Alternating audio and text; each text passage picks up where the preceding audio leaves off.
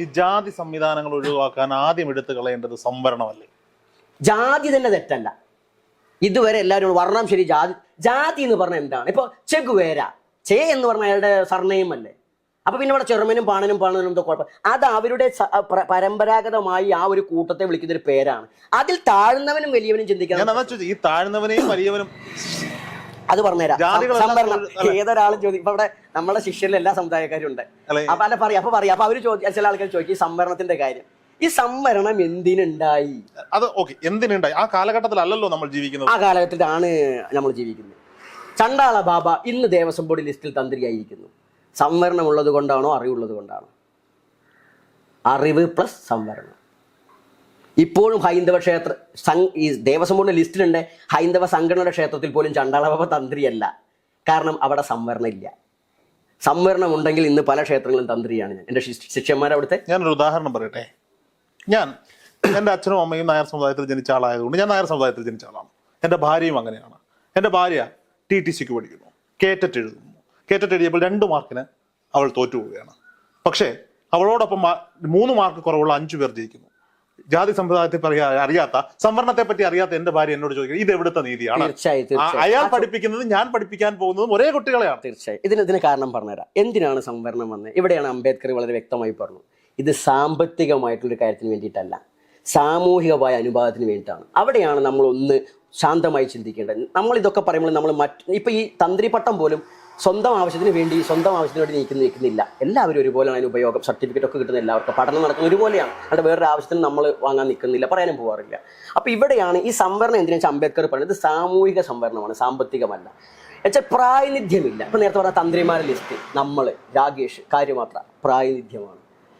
ഇതില്ലെങ്കിൽ ഇന്ത്യയിൽ ഇപ്പോഴും പ്രാതിനിധ്യമില്ല എന്നാണ് പറയുന്നത്. ആ പ്രാതിനിധ്യം ഉറപ്പിച്ചാൽ ഇപ്പോൾ നിങ്ങൾ എന്നെ കണ്ട വേദിയിൽ പോലും ഒരു പ്രാതിനിധ്യമാണ്, സമ്പ്രദായത്തിന്റെ ആവാം സമുദായത്തിന്റെ ആവാം.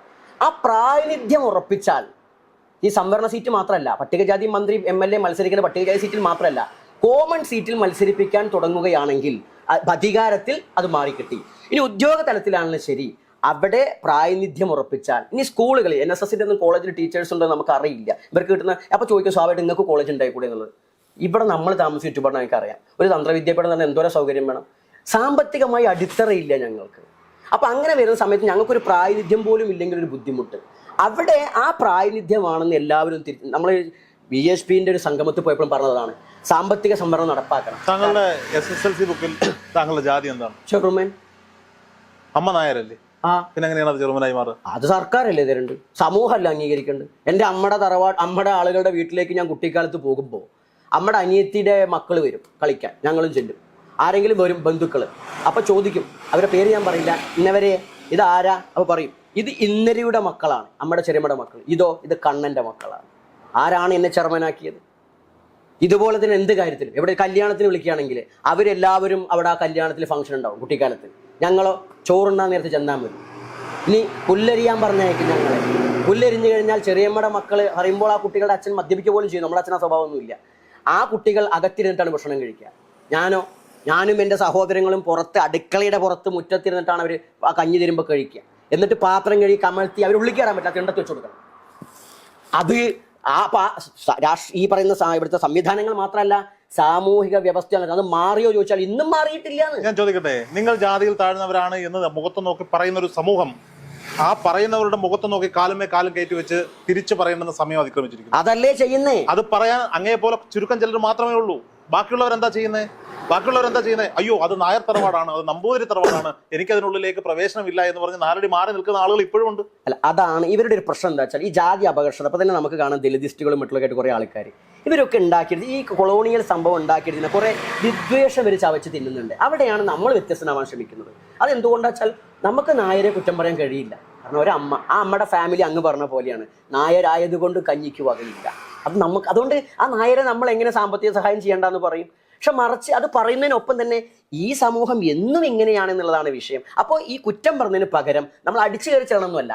അവിടെയാണ് ഇപ്പോൾ പുറത്തൊക്കെ ഒരു ബോർഡ് നമ്മുടെ പൂർവാശ്രമ നാമത്തിൻ്റെ ഒപ്പം ബിജു നാണ ശർമ്മ എന്നുണ്ടായിരുന്നത്. ശർമ്മ എന്നുള്ള ദേവസ്വം ബോർഡ് ചെന്നപ്പോൾ തന്ത്രിമണ്ഡലം നമ്പൂരിമാരുടെ സംഘടനയാണ്. തന്ത്രിമണ്ഡലമാണ്, തന്ത്രി സമാജം എനിക്ക് ഓർമ്മ കിട്ടുന്നില്ല, എന്തായാലും പേരെന്തെങ്കിലും ആണെങ്കിൽ പ്രേക്ഷകരായാലും ക്ഷമിക്കുക. എന്തായാലും അതിൽപ്പെട്ട ഒരാൾ. പിന്നെ നമ്മുടെ ആലുവ തന്ത്ര വിദ്യാപീഠത്തിലെ ജനറൽ സെക്രട്ടറി, അന്നത്തെ ജനറൽ സെക്രട്ടറി ആയിരുന്ന ഒരു വ്യക്തി. ഇവർ രണ്ടുപേരിനോട് പറഞ്ഞു, ഈ ശർമ്മ എന്നുള്ളത് ഞങ്ങളുടെ ബ്രാഹ്മണരുടെ നാമമാണ്, അത് നിങ്ങൾ കൂടെ വെക്കാൻ പറ്റില്ല പറഞ്ഞു.